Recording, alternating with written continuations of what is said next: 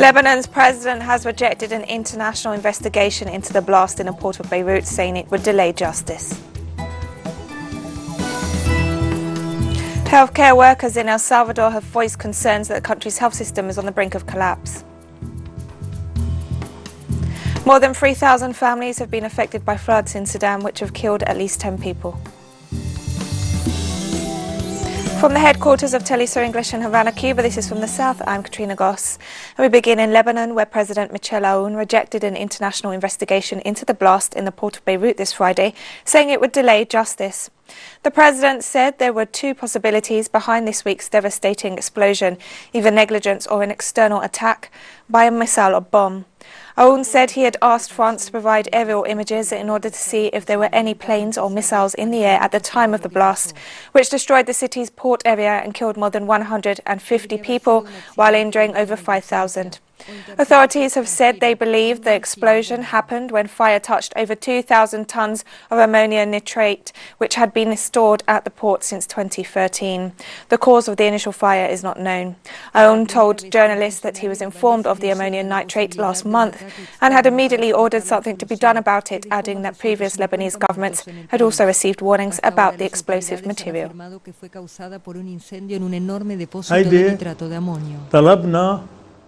We have asked for, I personally asked from the French president, if they have aerial pictures, that they give them to us, so we can determine whether there were planes or if we can see pictures of missiles. And as we asked him, we'll ask other countries if they have pictures, so we can determine if this was an external attack or not, or if it was the other possibility, if it was negligence at the storage facility. World Health Organization officials announced the delivery of personal protective equipment to Lebanon this Friday. The move came after 17 containers filled with supplies and equipment for the COVID-19 response were destroyed in Tuesday's blast in the port of Beirut. The WHO Emergencies Director for the Eastern Mediterranean region noted that new supplies, including aprons, gloves, masks and ventilators, are expected to arrive over the next week. He also noted concerns about maintaining a focus on fighting the novel coronavirus in the aftermath of the blasts. One of our big concerns is we had 17 containers full of supplies and equipment for the COVID outbreak response. This C-130 contains 10,000 emergency relief kits, which include medicines for the equivalent of 10,000 people for 3 months. So $1.7 million worth of PPE supplies that we're putting together in our regional warehouse right now, and we expect to have that on a plane hopefully within 48 hours. This massive extra burden of injured people, displaced people, means that resources are going to have to be focused on that response. And we worry that an already overburdened health system and Ministry of Health is now going to be overstretched to meet the needs of both the COVID response and the emergency response. Belgian Foreign Minister Philippe Goffin noted his country's delivery of emergency aid to Lebanon on Friday, following the blast in Beirut earlier this week. 130 contains 10,000 emergency relief kits, which include medicines for the equivalent of 10,000 people for 3 months, sleeping bags, 4 water jerry cans, and so we are loading a total of 10 tons of material, which is 63 cubic meters of material, which is close to the maximum capacity of our C-130. Well, we are in a long-term process here, unfortunately, and so this coordination is essential. This aid will inevitably be long-term because what is being asked for today will still be asked for tomorrow, and the day after tomorrow, and in the coming months. The Israeli army bombed different locations north of the Gaza Strip early this Friday. Israeli media claimed that the attack was targeted at facilities of the Palestinian Islamic Resistance Movement, Hamas. The strikes were the second on the besieged Gaza Strip this week. On Monday, Israeli forces targeted different Hamas military posts in the central and southern parts of the Strip. The Israeli regime continues to attempt to justify its attacks, claiming they were in retaliation for strikes carried out against Israeli settlements by resistance groups in the south of the occupied Palestinian territories.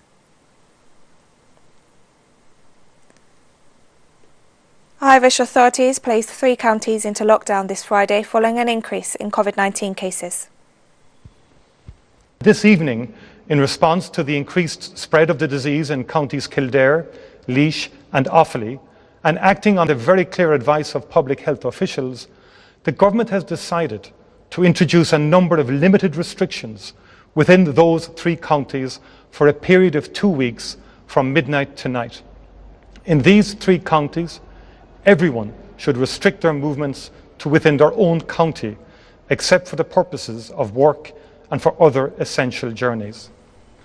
The Philippines has now reported the largest number of coronavirus cases in Southeast Asia.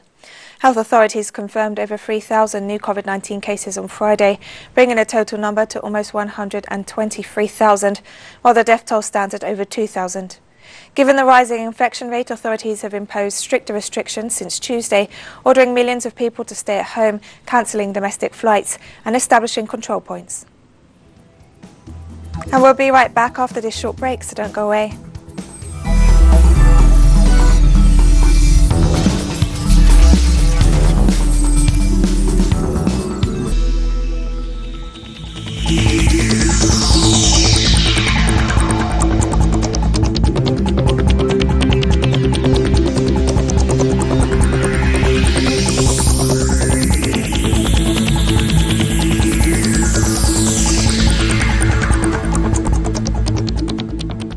Welcome back to From the South.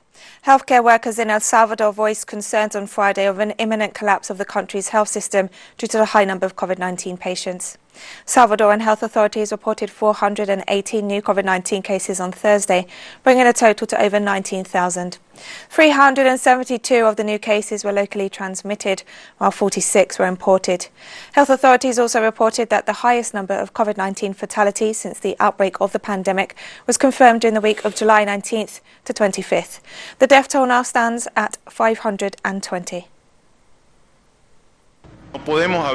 We cannot talk about the fact that we already found the cure and that it stabilizes. Nevertheless, we can say that during this period of time, the variable has been changing constantly, the same as the number of confirmed cases per day. There is a concern at the hospitals that this will exceed human capacity, lower the capacity of supplies, the capacity of beds in hospitals, and in some way, many resources that are being consumed, quite specifically oxygen. The political class will continue to face each other. The pandemic will only be one more scenario for that confrontation, even with the human drama that this represents. But it is a situation that unfortunately we also observe in other countries. It is not an exclusive behavior of the Salvadorian political class. Mexican health authorities reported a surge in COVID-19 cases and deaths this Friday. Mexico has confirmed more than 460,000 coronavirus cases and over 50,000 fatalities. Undersecretary of Health Hugo López-Gatell noted that over 6,500 new cases were reported in the last 24 hours, as well as 819 deaths. Authorities in Belize announced the reimposition of COVID-19 restrictions on Thursday following a surge in new COVID-19 cases. Health authorities confirmed 28 new cases, of which 20 were locally transmitted on the island of San Pedro. Meanwhile, Prime Minister Dean Barrow announced emergency measures, including a nationwide curfew and the closure of bars, discos and other nightlife facilities. He also called for strict use of face masks and a limit on social gatherings. Meanwhile, San Pedro Island has been put under total lockdown. This Friday saw protests across Brazil demanding the impeachment of far-right President Jair Bolsonaro. Our correspondent Brian Meir has the details. Today in Brazil, a coalition of popular fronts made up of labor unions and social movements held scores of protests in multiple locations in dozens of cities across the country under the theme of Out with Bolsonaro. The protesters are demanding the impeachment of far-right President Jair Bolsonaro due to his handling of the economy and also to the fact that Brazil is now the #2 worst country in the world for the COVID-19 pandemic as the death toll nears 100,000. So in front of hospitals, in front of businesses, in front of churches across the country, small groups of socially distanced protesters held up crosses to honor the nearly 100,000 dead and signs saying things like 100,000 deaths, 100,000 reasons, implying that there are 100,000 reasons to impeach President Jair Bolsonaro. Now, as the issue of COVID has become politicized by the far right, And it has been left to the left to embrace the basic tenets of science and urge people to stay indoors, socially distance, quarantine as much as possible. This was the first coordinated national protest since the pandemic began. And as representatives from the CUT Labor Union Federation were saying in Sao Paulo, this is only the beginning.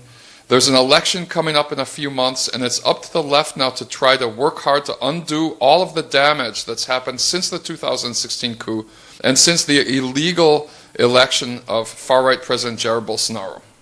Thank you, Brian. And we move to Bolivia now, where the indefinite general strike organised by the Bolivian Workers' Centre and the Pact of Unity Alliance continues, despite the threats of intervention made by the de facto government.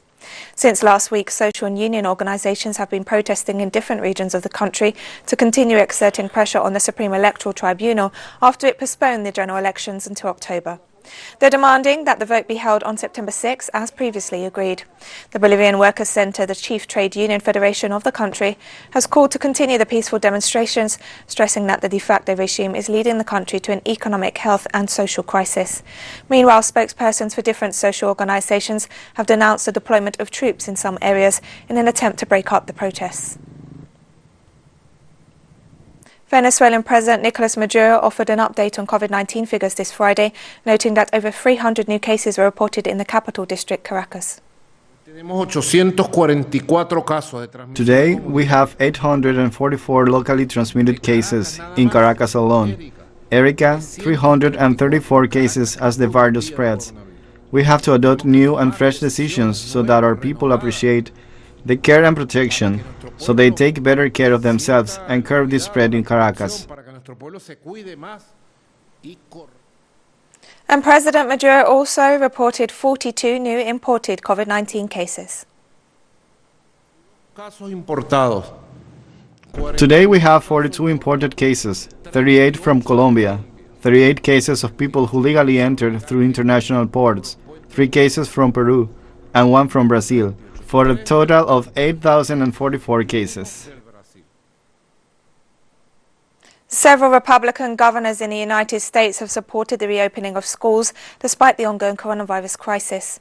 Authorities in several states are calling for a return to presential lessons, claiming that the move would prevent students from dropping out of school.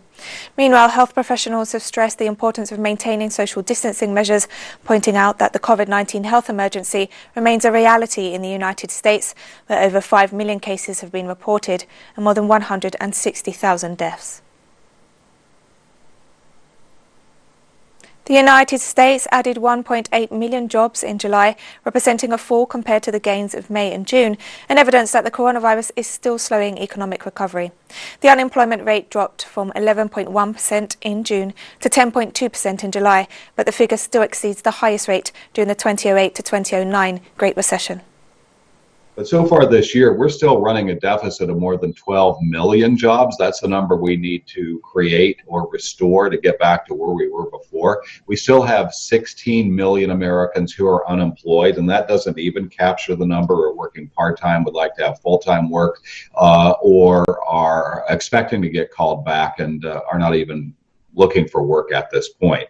We see the number of jobs being restored coming in at a falling rate.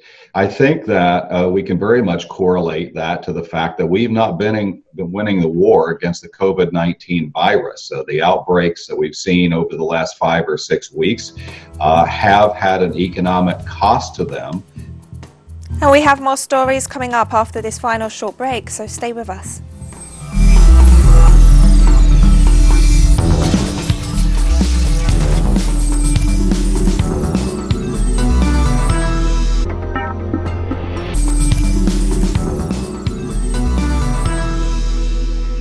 Welcome back to From the South.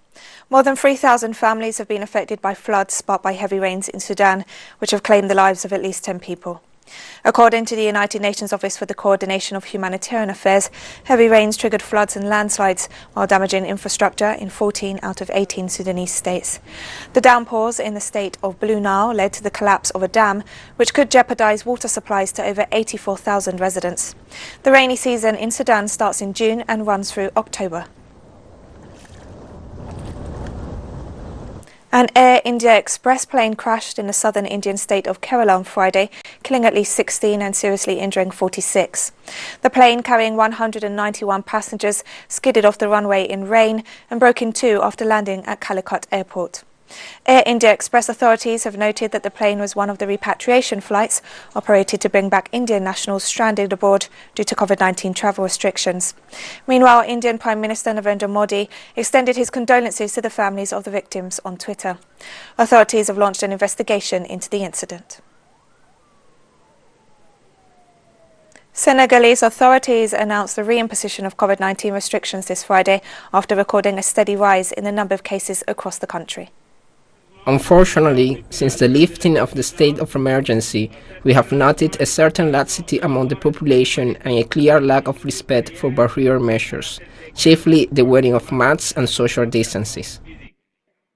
I would like to inform you that the following measures have been taken with immediate effect: a ban on gatherings at beaches, sports grounds, public spaces and theaters, prohibition of all demonstrations on the public highway, especially in the Dakar region,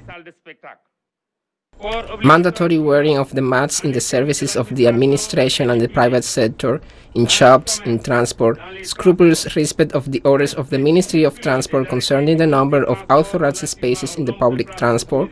Any violation of these provisions exposes the perpetrator to penal sanctions, which may range from a fine to imprisonment, in accordance with the provisions of the Code of Contraventions. As people in Ivory Coast celebrated the 60th anniversary of independence this Friday, President Alassane Ouattara confirmed his participation in the presidential elections to be held in October. President Attara formally made the announcement on Thursday, noting that he had decided to reconsider his position and to run for another term. Meanwhile, opposition figures have criticised the move, saying it is a violation of the constitution. President Attara is expected to stand against Pascal Affi N'Guessan of the Ivorian Popular Front and former President Henri Conan Bédier of the Democratic Party of Côte d'Ivoire African Democratic Rally.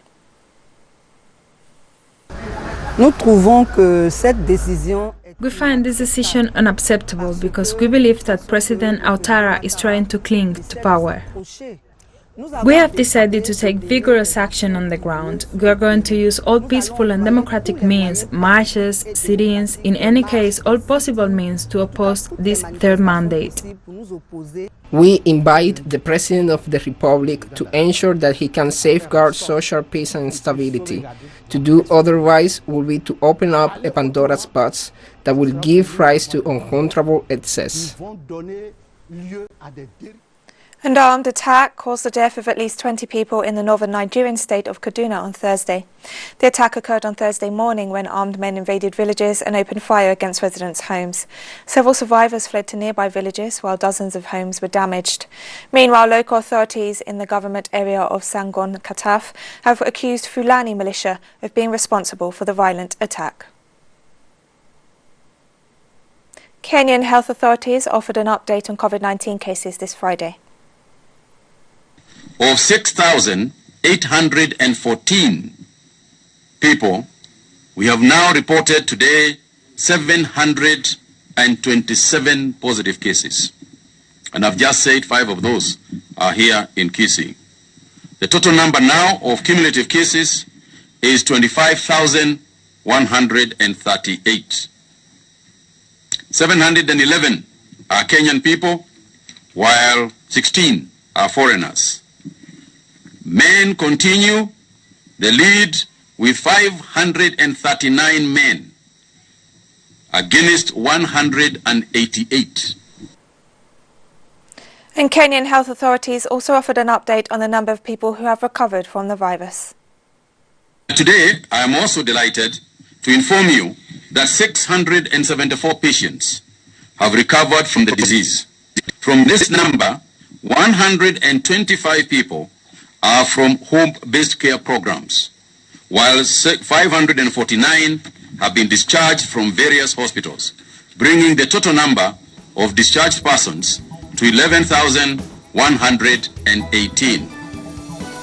And we've come to the end of this news brief, but following the disaster in the Lebanese capital, we finish with the song Our Beloved Beirut, produced in solidarity with the people of Lebanon. Remember, you can find these and many other stories on our website and social media pages. For TeleSur English, I'm Katrina Goss. Thank you for watching and enjoy these beautiful images of the city of Beirut. بيروت مفتاح الدنيا وأهل الحنين بيروت يا نجمة عيون العاشقين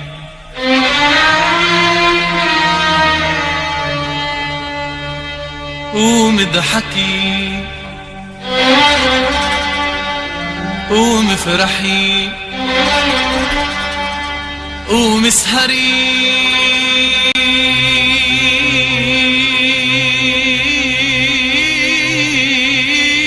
قوم اسهري وضمي ولادك وضمي ولادك ضمي ولادك عالشمال وعاليمين بيروت يا بيروت